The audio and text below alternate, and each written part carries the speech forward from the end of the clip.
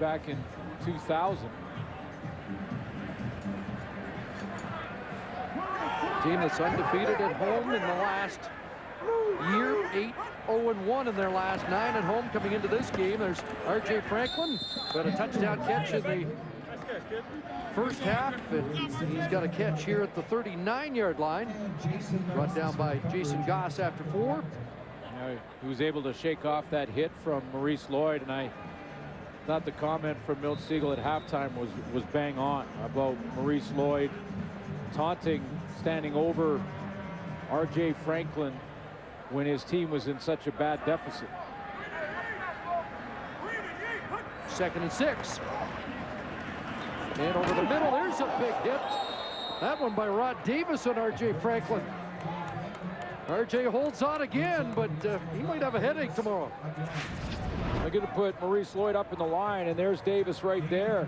Rod Davis is eliminating the crosser, but this time he waits long enough. Remember the Thelwell hit? Well, that one, it was a hit that came about a step too early. Nothing wrong with that one. And R.J. Franklin is taking a couple of biggies. That's the kind of intensity Richie Hall wants to see. 2 and out to start. Kelly Campbell fields this back at his 15. Gets by the arrow, Brandon Browner, and Kelly Campbell's got a return into the open field, and this time he gets by Burke Dales. Foot race, and Kelly Campbell gone. 95-yard punt return touchdown for Kelly Campbell. And the return game is back in the CFL in 2010.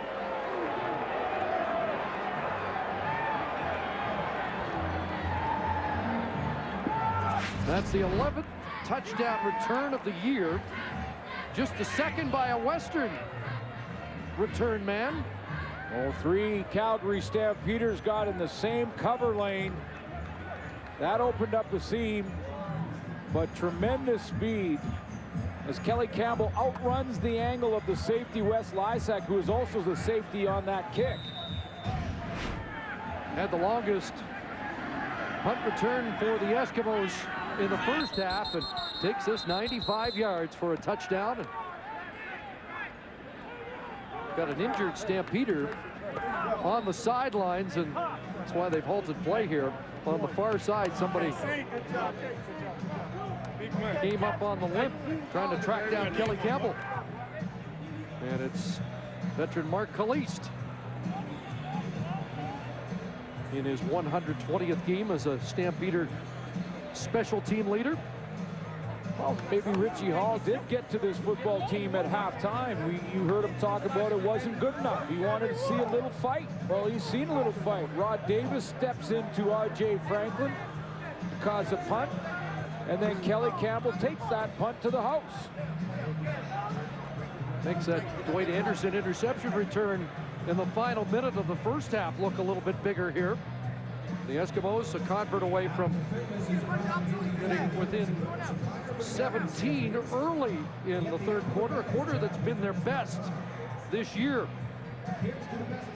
Well, that's what you do when you're in a big hole in a game. You don't look at the scoreboard anymore. You play one play at a time, and you just see what will happen. So far, the Edmonton Eskimos doing that. A big play on defense, and then a huge return for Kelly Campbell. 11 in the CFL this year. It's good to see the return game back. So Ryan Christian last night, the kick return touchdown. Most of it's been done in the East this year. Giannis Davis and Kelly Campbell, the only Western Division players with kick return touchdowns. But 4 more this season than all of 2009. Caliste has made it to the Calgary sidelines, and now Prefontaine for the point after.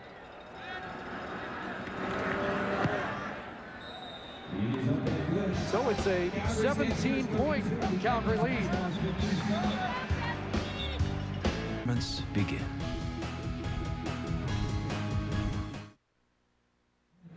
Find out how you can create your own plays at NissanArmchairHero.com. The Calgary covermen, they're all in the same lane. Where they should be is 1, 2, 3 in that, fanning out to try and cover as much field as they can. The Calgary Stampeders line up one after another. The rule of thumb being that if you see your own color in front of you, you've got to change your lane. Now, Kelly Campbell made him pay for that and then showed great speed. You think of, you have to go back to 2005, the last year that in the CFL there were double figures in kick return touchdowns. We're already at 11 and we're not even at Labor Day. Kelly Campbell with 262 kick return yards tonight. And we're early here in the second half. Here's a guy who's been lighting it up most of the year, Dion Murphy. Solid kick returns, but he's brought down quickly there by Matt Bertrand, usually a leader for the Eskimos on special teams. You know, earlier in this decade, when you talk about returns, in 2000 there were 14. You know, 2002, 3, and 4 double figures, 11, 20, and 22 returns for touchdowns. And then we went through this spell from 06 all the way through to last year that we just didn't see as many. But they're back, and a bunch of young, exciting newcomers, including Dion Murphy. Dion Murphy, who was a man short in the Calgary huddle. Last time the Eskimos scored a touchdown, Henry Burris drove his team 65 yards for a major score. They get back to work trying to answer that with John Cornish back in the backfield and Rod Davis the tackle. Rod Davis, number 40, came up to make the stop. Gain of 4. So the Stamps continue to shuttle in Cornish and Joffrey Reynolds for separate series of offense.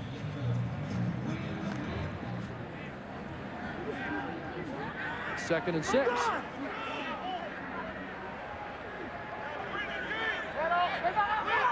Cornish had set up a receiver, moved back into the backfield, and that pass for Robbie Bryant too high. 2 and out for the Stamps, and the Eskimos are going to get the ball back here quickly. And they continue to chip away. Again, a good defensive stand on the 2 and out. And a pretty easy first half for John Huffnagel's Stampeders, and maybe they have to get back in tune here and get that edge back. Kelly Campbell has caught his breath and is back to return this one once more. We've had a sense just about each return that Campbell's been close to making something happen. Probably should have 2 on the night already. And he fields this at the 27. Trying to get outside again, but Eric Fraser not letting him do it that time. Good downfield cover by the young backup safety. Wendy's Kick for $1 Million is back. Your chance to be one of 4 to go head-to-head to qualify for the live halftime show. Enter at tsn.ca/Wendy's and upsize your Wendy's combo and get a game card to get bonus entries. $1 million, one kick. One kick for $1 million. And we've seen it happen. We've seen it happen. Brian Deesberg.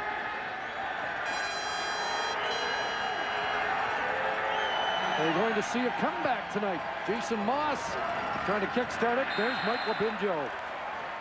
Just enveloping Archie Whitlock and bringing him down at the line of scrimmage. This has been Labinjo's best game of the year, I think. Yes, it really has. He's got a couple of knockdowns, and Labinjo is going to read the action of the offensive line who are moving to their left, just sliding to their left. He reads that movement, steps right off it, and steps right into Archie Whitlock. So no gain, 2nd and 10. Jason Moss has not thrown an Eskimo touchdown pass since 2005. Looking downfield here, and is it caught? Jamaica Rector, and they're blowing the play dead. Was a flag on the play, would have been pass interference.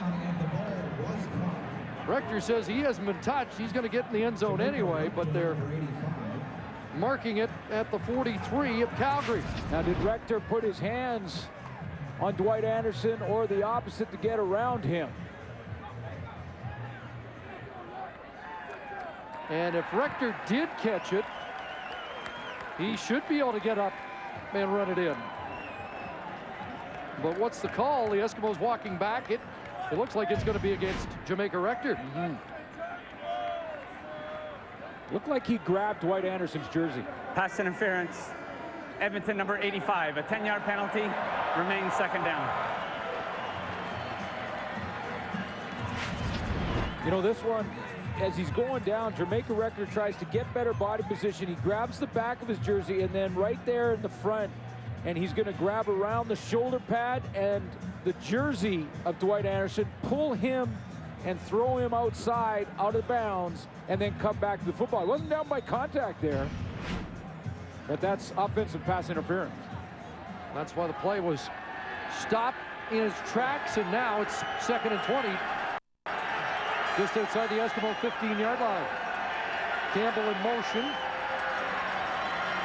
Moss has some time now. Underneath it goes to the fullback, Bertrand. And Matthew Bertrand up to the 29-yard line. He'll be short of the first down. 13 for the fullback. And a kicking situation for Edmonton. You know, for Jamaica Rector, you know, that's a big play, and really the life that can bring back. He really didn't have to grab Dwight Anderson on the play. I mean, he can try and cut back and get body position. I think that's what Jason Moss is talking to Jason Barnes about. You don't have to grab the jersey, just try and cut in front of him. Prefontaine lining that one, and it will bounce out. There won't be a return, and it'll be marked at the Calgary 44. Just past the 5-minute mark, third quarter. Well, as we mentioned, it's the 50th anniversary of McMahon Stadium here in Calgary, and they had a special ceremony at halftime to honor George and Frank McMahon, who put up most of the money. Stadium built for $1 million, put up in 103 days. And the sons of George and Frank McMahon, John and Bill, part of the ceremony at halftime with more. Here's Jermaine Franklin. Thanks, CC. That's right. George and Frank put up quite a bit of money, over $300,000 of the $1 million purse that it cost to build the stadium. A lot of great events has been hosted in McMahon Stadium, including 4 Grey Cups, including the 2009 Grey Cup, as well as the opening and closing ceremonies of the '88 Olympics. And just an idea of how things were done back in the day, the original idea and sketch of McMahon Stadium was drawn on the back of a cigarette pack. You know, they knew what they were doing, though. This is a great football stadium. Yeah, it really is. I mean, the fans are close to the players because there's no track you see on some stadiums. And think about the 600. There's 600 events here annually, and those Grey Cup championships. 4 Grey Cups played here: 75, 93, 2000, and then maybe one of the most historic last year when you consider how that game ended, with Montreal getting a second chance to kick a field goal after a too many men penalty by the Riders. So really a game that we know will be talked about, and I know Rider fans don't want to hear about it again, but you know, it'll be talked about it forever and ever. It just adds to the Grey Cup folklore. John Hufnagel's team unbeaten here in their last 9 games, and back between 92 and 95, the Doug Flutie era with Wally Bono and Alan Pitts and Kelvin Anderson and company. They went 27 consecutive games at home without a loss. First game ever was August 15th, 1960. And the Winnipeg Blue Bombers came in and spoiled the party with a convincing 38-23 victory. Stamps looking like a team that's not going to lose on their 50th anniversary game. Drew Tate surging ahead on 2nd and short. And the first Grey Cup game ever played here was back in 1975. Don Sweet, 9-8. And Edmonton Eskimo win, yeah. the short chip shot. Jimmy Jones a little trouble getting it down, and heartbreak for the Alouettes on a very frigid day that Ray York celebrated. Tom Wilkinson and company. The streaker for that game, who stole some headlines too. And there was a monumental event in 1981. Monumental. Huge event. I can't wait for this. Wait till after this play. Henry Burris into the flat. And R.J. Franklin's got another catch. Jolted out. Monumental. So, Monumental. can I guess it had something to do with the Saskatchewan